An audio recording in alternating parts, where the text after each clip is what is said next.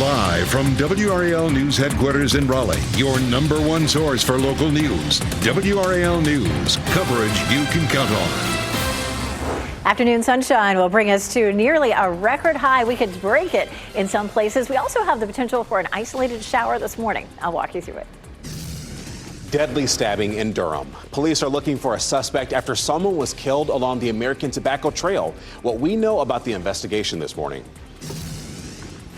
Air travel woes, staffing shortages, and the war in Iran are creating problems for airports and travelers. What you should know before you book your next flight. A lot to share with you here on this Tuesday morning as we soar into the 80s later today. I'm Renee Chu. I'm Chris Lovingood. I think that's the best way to describe it. Soaring straight into the 80s, and I'm not mad about it, Elizabeth, though. No. The forecast you've been showing us kind of up and down, but I'll take the up anytime we can get it. You know, it is that time of year. I mean, the roller coaster ride will continue, most likely all the way through May, so hold on tight. Right now, we're watching a little light rain that's back to the west. Some of that's going to sneak into our area this morning, but it's only a 30% chance, and it's likely to taper off once we get closer to lunchtime. Might be an isolated shower in our southern counties after lunch. This is a live look at our Garner Tower. You can pretty much tell that the cloud cover has rolled in. We were mostly clear early this morning, but now it's cloudy out there. Mid-50s as you're heading out the door. Temperatures are mostly in the low to mid-50s. Looking at 51 in Goldsboro, 46 degrees in Roxborough. And our temperatures this afternoon will climb into the low 80s. That 82 for a high would break the previous record of 81. Now, we do have more rain in the forecast for Thursday. That could bring us a significant front with some thunderstorms. We'll check that out coming up. Ken? All right, Elizabeth, happening now in the WRAL traffic center. We're going to start outside, give you a live look at I-40 and Wade Avenue. You can see traffic flowing nicely in all directions. The lanes coming toward us. Most of the traffic heading to Durham this morning. So delay-free at this hour. And that's what we're seeing in all of our major routes coming into the Raleigh-Wake County area. Short of a 2-minute delay coming in from Wake Forest and US 1. Everything else is delay-free. You're getting ready to head into the car, though. Tune us in on the radio, 101.5 HD3. Ken, thank you. One person is dead after shooting in Fayetteville. This was the investigation playing out when the WRAL breaking news tracker pulled up to the Mount Sinai Homes complex on Blue Street. The shooting happened just before 11 last night. Fayetteville police have not released the victim's name. They have also not said if they've made any arrests. Also in Fayetteville overnight, a tractor trailer and an SUV were involved in a crash. This is video from Eastern Boulevard and Womble Street from around midnight. Highway Patrol says the SUV that rear-ended the truck was trying to turn left. The driver of the SUV was taken to the hospital with non-life-threatening injuries. Durham police are looking for a suspect after a deadly stabbing along the American Tobacco Trail. Let's bring in WRAL's Ali Kadlabar. She's live outside the Durham Police Department this morning. Ali, officers were at that scene for what, more than 6 hours last night? And they did wrap up that scene overnight, so they gathered all of their evidence. They're sorting through that evidence, trying to find the suspect and trying to figure out what happened. Now, this is video from Sky 5, and we want to set the scene for you. You can see police tape blocking off the trail. Tape is also surrounding the back of a nearby building. And Durham police say officers found a man stabbed behind a building off Fayetteville Street near Pilot Street. This was on American Tobacco Trail. Now, it happened around 4 p.m. Police gathered evidence there for more than 7 hours, and officers are trying to figure out what led up to the stabbing. This morning, we have reached out to police with these questions. Has the suspect been identified? What is the victim's name? And what might have been the motive? When we hear back, we'll let you know. Reporting live in Durham, Ali Kadlabar, WRAL News. We are trying to learn new information this morning about a chase involving a stolen car that ended in Raleigh. The WRAL breaking news tracker saw at least one person in handcuffs near Old Time Barbecue on Hillsborough Street last night. A car was also seen being towed away on Bashford Road, about a mile away. We are trying to figure out if that was related to the chase. A state trooper on scene says the incident involved young people. We have new developments we're following in the Middle East during the war in Iran. Israel says that it has launched a new series of raids in Iran. This happened after the U.S. released new video of strikes on Iranian missile launchers. President Donald Trump says the war could be over soon, as the U.S.'s goals in Iran are almost complete. Meanwhile, Iran is continuing to launch counterstrikes against Israel and the Gulf nations. Some leaders in the Middle East told NBC News Iran's strategy is to drive up oil prices to create pressure for a ceasefire. And I'm Laura Levine here in the WRAL Live Center, where we're now getting new images, new video of some of the aftermath from the strikes playing out in the Middle East. This is a look as rescue crews really race to save people trapped in what was a residential building in Tehran. A video released by the Iranian Red Crescent Society shows emergency workers climbing ladders inside the bombed out remains of a multi-story building. One of the rescuers can be heard saying there were people trapped on the 5th floor. The video also showing really the shell of the damaged building covered in debris with reinforcing steel exposed. Now, the Red Crescent teams and firefighting units are continuing relief operations. That's according to the latest statement this morning from the Red Crescent Society. Nearly 40 people were killed in this attack here in the capital. And those new attacks that Laura mentioned come as an investigation is underway after an elementary school in southern Iran was struck by missiles early in the war. Nearly 170 children and 14 teachers were killed. President Donald Trump previously suggested that Iran was behind the bombing. When asked about it, he claimed that other countries could be behind it. I think it's something that I was told is under investigation.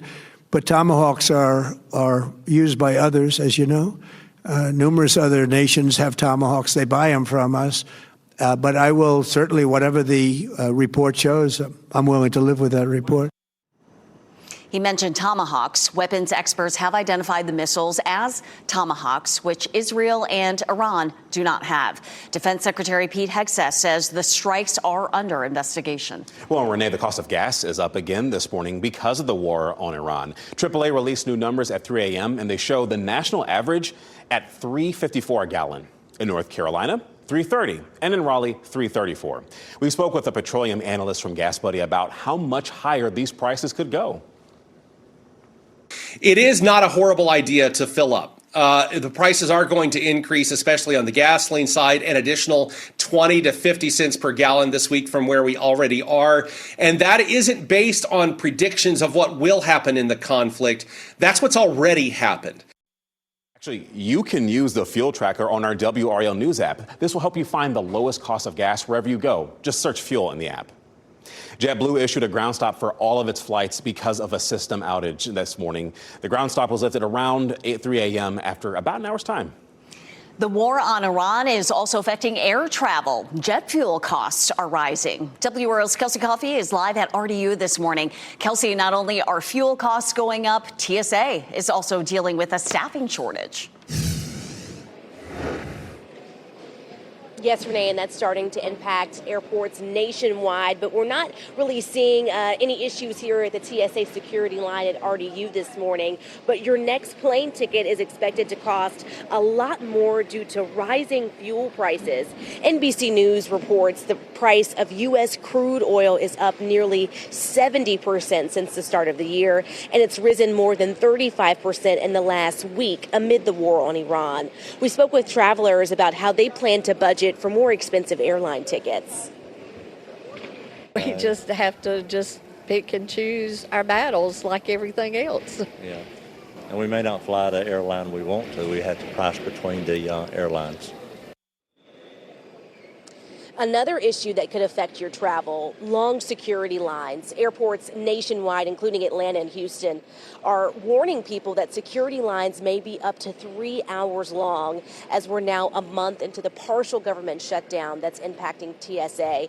Now, airline experts say you should try to book your travel in advance if you can. So if you've got some travel plans for later in the year, it's best to go ahead and book those airline tickets right now, just in case prices go up. Kelsey Coffey, WRAL News, live at RDU. Yeah, certainly not the time to procrastinate. Thanks, Kelsey. So let's dive into a developing story that we're following this morning. A federal report found elevated cancer rates among people who worked inside NC State's Poe Hall. However, the report noted more research is needed to determine why. That announcement of this comes more than 2 years after the university closed the building. That was because of staff complaints and testing that revealed PCB contamination. According to the report, the rate of melanoma among employees was about twice what would normally be expected. Some elevated rates of breast cancer were also noted. However, investigators could not determine whether exposure in Poe Hall caused the, quote, excess of cancer. The report said a, quote, specially designed epidemiologic study would be needed to figure out the cause. In a statement to staff and faculty, Chancellor Kevin Howell said the university's, quote, thoughts and support continue for anyone currently going through treatment. Happening today, Fayetteville Mayor Mitch Colvin will deliver his State of the City address. The mayor plans to update people on the city's recent achievements and plans for the future. That will be at City Hall on Hay Street. It starts at 6:30 p.m. and is open to the public. State lawmakers will address affordable child care today. For many parents, it can be so tough to find ready and affordable care. Members of the Legislative Oversight Committee will talk about the availability of child care and maternal health care across the state. You can follow our coverage right here or at WRAL.com. Also happening today, Wake County school leaders will be talking about logistics for a possible school bond referendum. This is the latest conversation in a months-long discussion about a possible bond. In a separate presentation today, the school system will list more than $800 million in facility needs in 2028 and 2029. A bond has not yet been proposed. Before anything gets approved, WRAL Education Insider Emily Walkenhorst says a few things need to happen first. The school system has to do a few things first, make some estimates, figure out what they might be able to do, and then the school board itself needs to figure out what their own appetite for any kind of a bond actually is. The Wake School Board also needs to approve a new 7 years facilities plan. Wake commissioners would also need to discuss it before moving forward. Leaders are looking at the November election for a possible vote on a bond. 6:11 now on your Tuesday morning. Rocky Mount finances. The state auditor is weighing in on the city's budget crisis. The factors he's pointing to as Rocky Mount tries to get its spending under control. Plus, Narcan in Nash County, the fight to stop deadly overdoses among students. How the district is making sure bus drivers have the tools they need to save lives. And we're taking a look at our forecast for today. We have the potential for a few isolated showers and, of course, a very warm afternoon. We'll talk about who could see some rain this morning and our record high potential later today. And here are your winning Powerball numbers: 22, 23, 28, 36, and 54. The Powerball is 13. The multiplier is 3. As you get into your car, tune to WRAL News Plus on your radio. In Raleigh on 99.3 FM. In Durham, 96.5 FM. And everywhere on 101.5 HD3.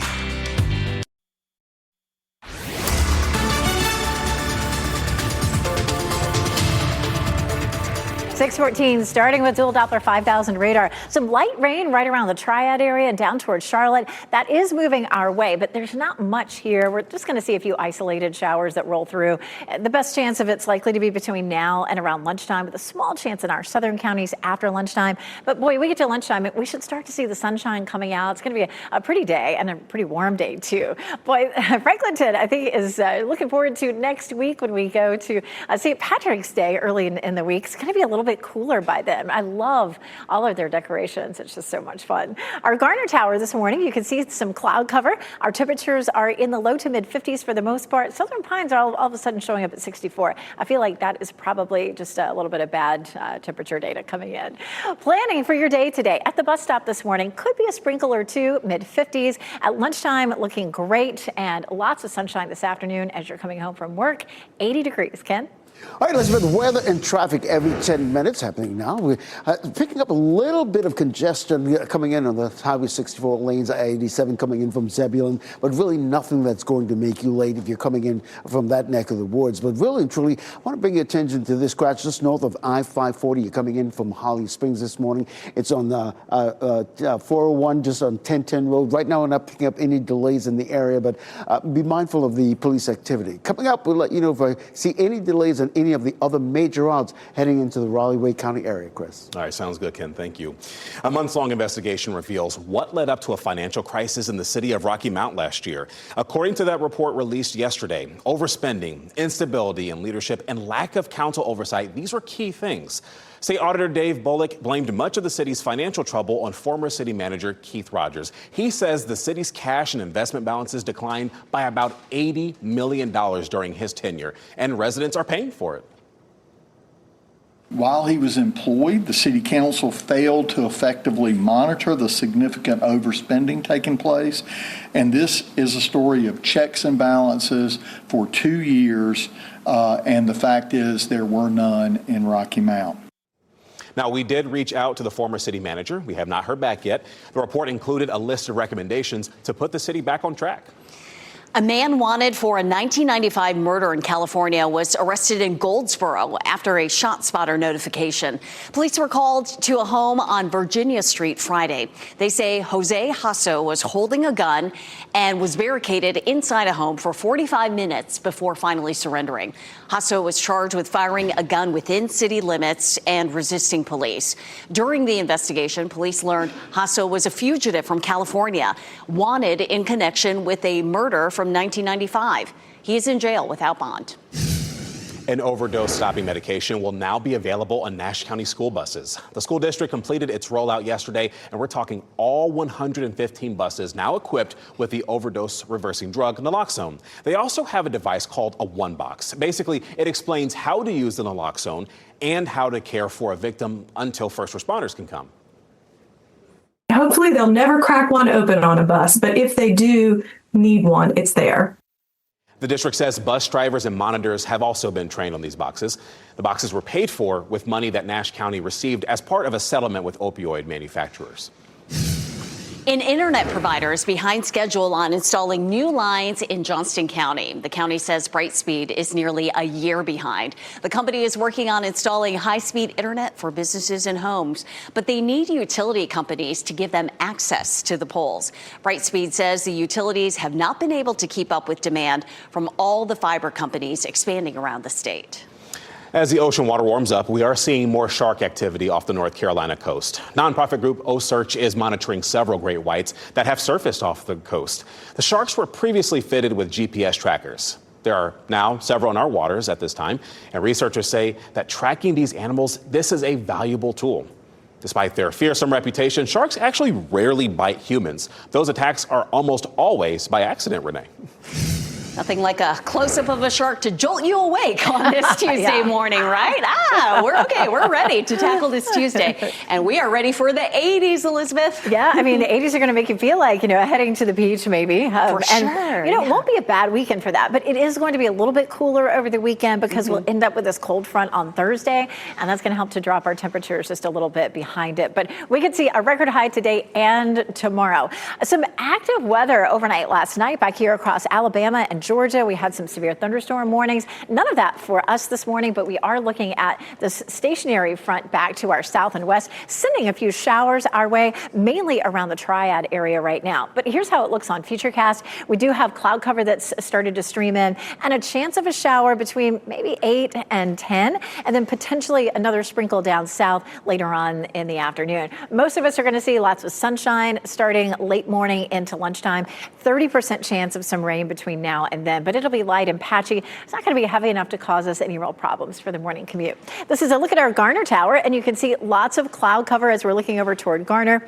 It is 55 degrees, so it's about 5 or 7 degrees cooler than this time yesterday. But once we get past these light showers, we'll see our temperatures climbing fast into the low 70s at lunchtime and low 80s for our high this afternoon. If we hit that 82 in Raleigh, it'll break the previous record high. We may not hit it in Fayetteville, though. 82 won't quite reach that 84, which is the record high for Fayetteville. Above average temperatures really all the way into the weekend. Our normal high is 61. Now, behind Thursday's front, it will feel a lot cooler on Friday with highs in the 60s, but that's actually normal for this time of year. It is going to be a little bit of a rude awakening, though. We go from 87 tomorrow, all the way down to 35 by Friday morning.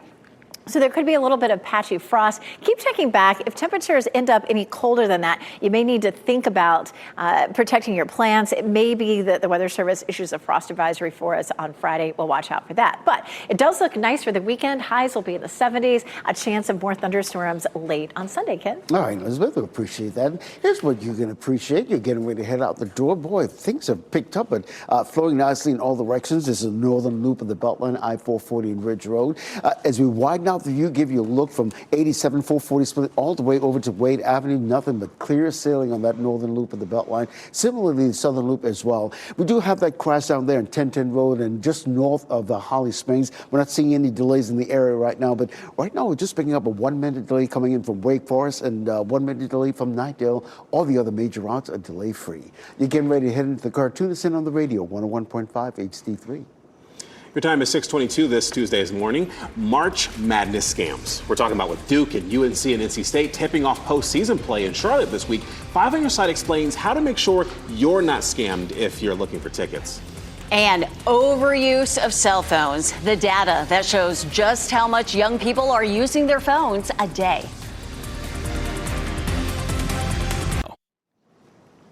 A new study shows students spend a third of their school day on their phones. The study covered cell phone use from 2021 through 2024.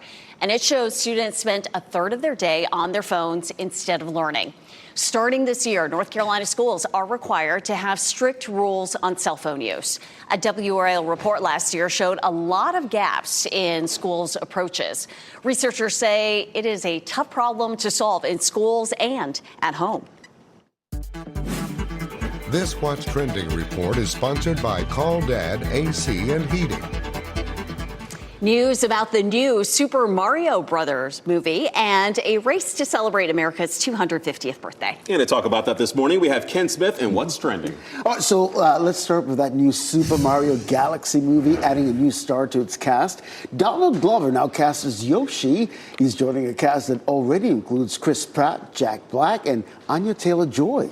Yeah, you also have Issa Rae is going to be in that movie as well, playing the Honeybee Queen. A lot of big names in this one. I'm excited. I'm a big Nintendo guy, so I'm hyped to see this second movie in that film. And you could be Glover's understudy. Yeah, I'll play Yoshi. Yoshi! That's all he says. He's good at that, folks. So listen, preparations are underway for the Freedom 250 Grand Prix. The race will be in Washington, D.C. in celebration of America's 250th birthday. The race will feature a 1.7-mile track wrapping around iconic landmarks like the Washington Monument and the U.S. Capitol. The race will be on August 22nd and 23rd. It will be free to attend in Washington, D.C., but you can also watch it here on Fox 50. Exciting. Excellent. Yes, very convenient to watch it on Fox 50. Thanks, Ken. Air travel woes. Staffing shortages and the war on Iran are creating problems for airports and travelers. What you should know before you book your next flight.